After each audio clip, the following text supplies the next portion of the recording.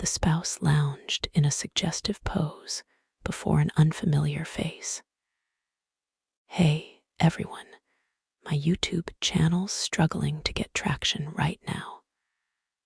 A like or comment would mean the world. Thank you."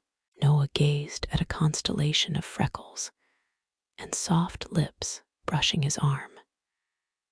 His wife, Lily, sat beside him, her hair tousled from sleep, her eyes crinkling with that look of, "You're my everything asterisk." "Morning, sleepy," he murmured. "Didn't want to disturb you, but you looked too cute to resist a quick kiss." Noah yawned, pulling her into a warm embrace, his mind already ticking through the day's to-do list. A sunrise stroll to the train station, a sprint to the office, then drinks with his buddies after hours. Meanwhile, Lily was catching a train to Portland for a 3-day marketing conference. Nothing grand, but Noah hated partings, even short ones. "Run me through your schedule again," he said, nuzzling her hair. "Reception tonight, keynote tomorrow, workshops the final day, then back," she replied, squeezing a pair of flats into an overstuffed suitcase groaning on the dresser.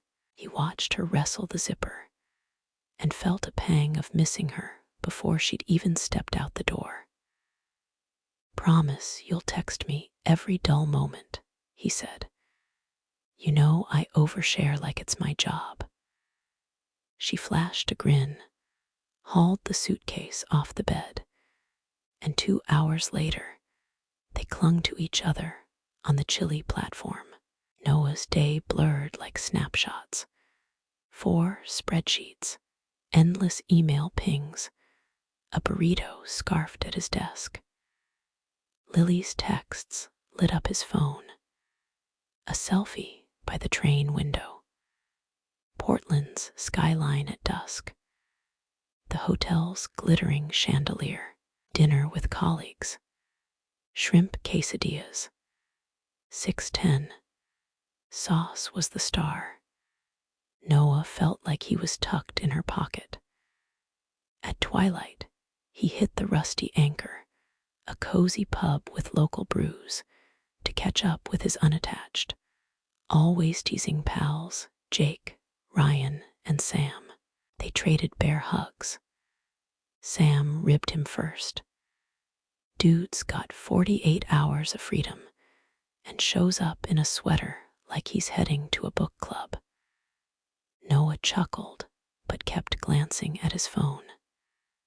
Lily texted, back at the hotel, wiped out. "Early night. Phone's off. Love you tons." He sent a sleepy emoji and tried to vibe with the guys, but the pub's energy felt flat. 20 minutes and a lukewarm ale later, he caved. "I'm gonna surprise her." "It's, what, a 2-hour drive?" Ryan groaned, palming his forehead. "Man, you're straight out of a rom-com." "Better than being a gremlin," Noah shot back, already hailing a ride to his Jeep. The highway stretched quiet as a dream, moonlight glinting off the pavement. He cranked Tom Petty, windows down, and pulled into Portland in no time. The GPS led him to the Silver Crest Hotel, 5-star elegance, with valet service. Inside, the night clerk, a woman named Claire, flashed a polished smile. "Evening, sir. How can I assist?" "I'm surprising my wife. She's in room 312. Lily Carter." Claire typed, her brow furrowing. "I'm sorry, sir. That room's under a Mark Reynolds. No Carter listed tonight." The lobby spun. Noah gripped the counter. "Can you double check? Maybe under her company, Horizon Ventures." Claire scanned again, shaking her head.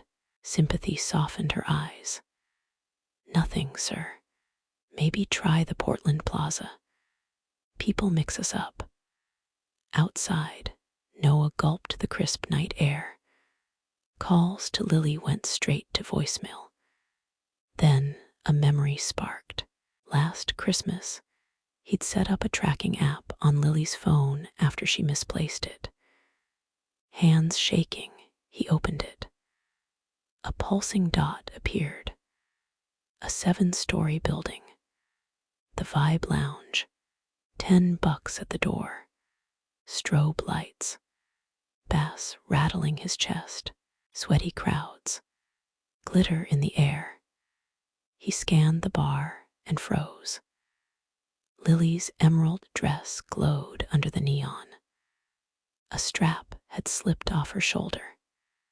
She perched on the counter, legs parted just enough for the guy on a stool between them to graze her knees, whispering as she giggled. Then she kissed him, deep, deliberate, lost in the music and his touch. Noah's vision burned. When Lily finally looked up, her gaze locked with his across the crowd.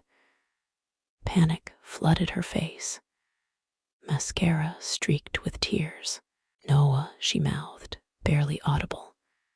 She slid off the bar, tugging her dress, as if that could undo it. He stumbled back, voice breaking. How could you? The words drowned in the club's roar. He turned, shoved through the throng, and vanished. He drove home in a haze, the speedometer flirting with reckless, blasting angry rock anthems. Dawn found him packing. Every trace of their life. Sweaters she'd gifted him, vacation photos from the lake, their shared blender tossed into moving boxes. He labeled each with Sharpie, trash. When he dragged the first box out, Lily stood on the doorstep, eyes puffy, clutching a duffel. On the curb, the club guy leaned against a car, acting like he owned the morning. Noah dropped the box, flipped it open, and let the contents spill. Silk scarves hit the pavement. Take your mess and go, he said, voice steady, and shut the door before her tears could sway him. He sank against it, chest empty but oddly free. Months passed. Papers signed. Rings pawned. Noah tried counseling, then whiskey, then a journal, because his therapist said, write it out, or it'll eat you alive asterisk. He filled 3 notebooks in weeks, rage, grief, random grocery lists, all in the loopy handwriting his mom taught him. He adopted a shelter dog. Scruffy, one ear flopped, a tail that knocked mugs off tables. He named him Comet for the way he zoomed through the house. Comet dragged him outside.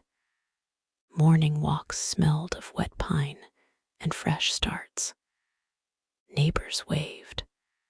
An elderly man handed him homemade sourdough, saying, good folks deserve good bread. Slowly, Noah's mind quieted. He painted his room a soft, optimistic blue. He swapped the king bed for a twin and strung fairy lights across the patio, so nights felt warm, not heavy. Lily and her new guy, Travis, fizzled in 5 months. Their social media glow faded when Travis's sales gigs tanked, and his temper outpaced his charm. Smashed plates, slammed doors, apologies with cheap roses, but no growth. By autumn, Travis was gone after a night of punching walls, then punching through Lily's sense of self. Neighbors called the cops. Flashing lights pierced the dark. Travis spent a night in lockup, bilayed out by morning, and Split, taking the PlayStation, a lamp, and their impulse-adopted guinea pig. Lily landed in the ER, wrist fractured, makeup smudged with antiseptic.